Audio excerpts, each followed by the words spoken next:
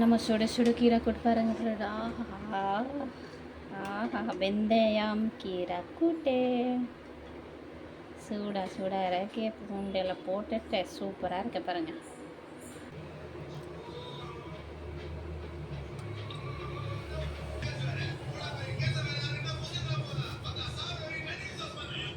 கடுகு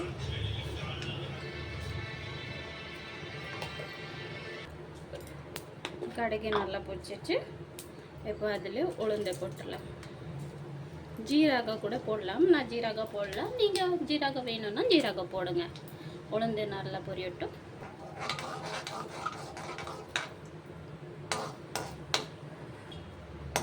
உளுந்து நல்லா கோல்டன் ப்ரௌன் ஆயிடுச்சு. இப்போ நம்ம குட்டி குட்டி வெட்டி வச்சுருக்கோம் பூண்டை, ஒரு 20 பூண்டு குட்டி குட்டி வெட்டி வச்சுருக்கேன். அது போட்டுட்டு கொஞ்சம் நேரம் வதக்கிடலாம். என்னால் ஏதாவது ஃபஸ்ட்டு பூண்டு போடலாம், அப்போ தான் வாசனையெல்லாம் என்னால் விட்டோன்னா அப்போ தான் நல்லா வாசனை இறங்கும். கீரை போட்டு பூண்டு போட்ட உடனே சூப்பராக வாசனை வருது. கொஞ்சம் கோல்டன் ப்ரௌன் ஆகட்டும். பூண்டு இப்போது கோல்டன் ப்ரௌன் கொஞ்சம் ஆயிடுச்சு. இப்போ நம்ம கிள்ளி போட்டுடலாம். காஞ்ச மிளகா 2 நான் அப்படி கிள்ளி போட்டுறேன்.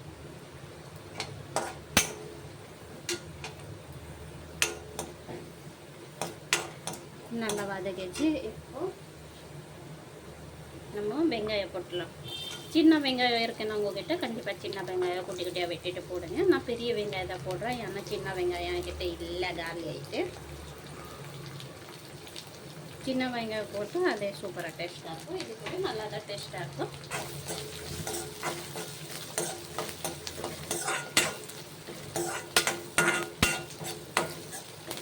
வெங்காயம் கொஞ்சம் பச்சை வாசனை போட்டோம், அந்த லெவலுக்கு நம்ம வதக்கலாம். வெங்காயம் நல்லா வதக்கிச்சு. இந்த ஸ்டேஜில் நம்ம ஒரே ஒரு தக்காளி பழம் குட்டி குட்டியாக வெட்டியிருக்கேன், இது போட்டுடலாம்.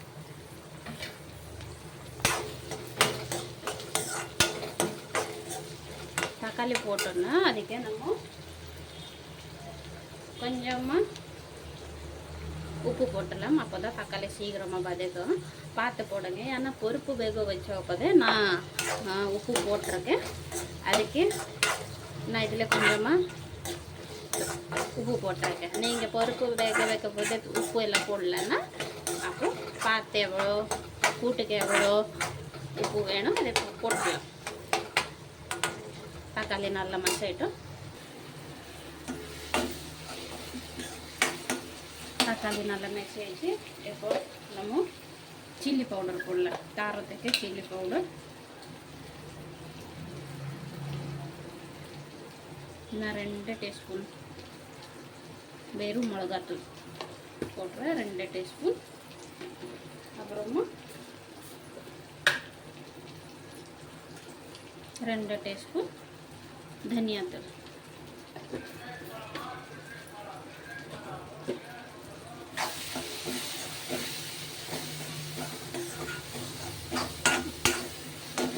போட்டுட்டு நல்லா மிக்ஸ் பண்ணிடலாம்.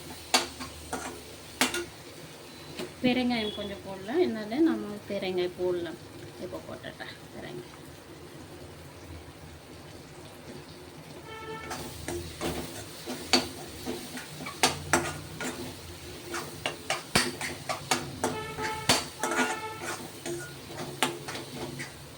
வெந்தயம் கீரை உடம்புக்கு நல்லது ஃப்ரெண்ட்ஸ், செஞ்சு சாப்பிடுங்க ஒரு வாட்டி. மசாலாலாம் நல்லா மிக்ஸ் ஆகிடுச்சு. இப்போ நம்ம கீரை போட்டுலாம்.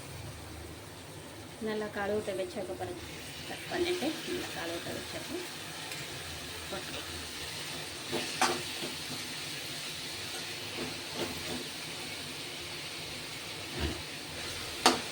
போட்டுட்டு நல்லா மிக்ஸ் பண்ணி விடலாம்.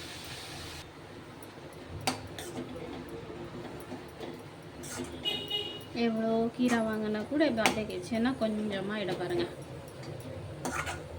அதுக்கே நம்ம இந்த மாதிரி வெங்காய தக்காளியிலே வெங்காயம் கீரை செஞ்சோன்னா பருப்பு போட்டு சூப்பராக இருக்கும். கொஞ்ச நேரம் வதக்கட்டும். கீரை நல்லா வதக்கிட்டு பாருங்க ஃப்ரெண்ட்ஸ்.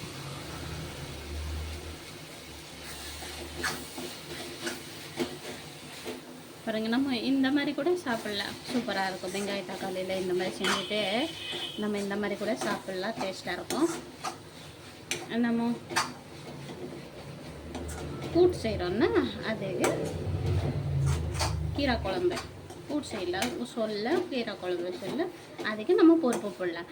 இல்லைன்னா பருப்பு போடலன்னா இந்த மாதிரி கூட சாப்பிட்லாம், தொக்கா சூப்பராக. இப்போ கீரை நல்லா வதக்கிட்டு இந்த ஸ்டேஜில் நம்ம வேக வச்சுக்கிறதுக்கு பாருங்கள், தோரதால் அப்புறமா மூங்கு தால் 2 தால் மிக்ஸ் பண்ணிவிட்டு 1 கப்பு கொஞ்சமாக நல்லா வாஷ் பண்ணிவிட்டு மஞ்சத்தூள் போட்டுட்டு உப்பு போட்டுட்டு வேக வச்சுருக்கேன். இப்போ அதை போட்டுடலாம். குழம்புக்கு எவ்வளோ தண்ணி கொஞ்சம் ஊற்றலாம், அவ்வளோதான்.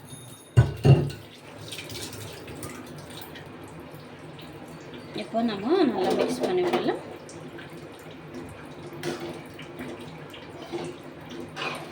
நம்ம பூண்டு வதக்கி இருக்கோன்னா என்னால் சூப்பராக டேஸ்ட்டு கொடுக்கும் ஃப்ரெண்ட்ஸ். சாப்பிட போது கண்டிப்பாக ஒரு வாட்டி இந்த மாதிரி செய்யுங்க. செஞ்சுருக்கீங்கன்னா கமெண்ட்டில் சொல்லுங்கள். வெந்தயம் கீரை வாங்கினா நான் இந்த மாதிரி தான் செய்வேன், இல்லைன்னா தொக்கு மாதிரி செய்வேன். இந்த மாதிரி வெங்காய தக்காளி போட்டு தொக்கு செய்வேன், நல்லாயிருக்கும். நல்லா மிக்ஸ் பண்ணிவிட்டு உப்பு செக் பண்ணிடலாம். உப்பு கரெக்டாக இருக்கோன்னா கொதி வந்த உடனே நம்ம நெக்ஸ்ட்டு என்ன பண்ணலாம் பார்க்கலாம்.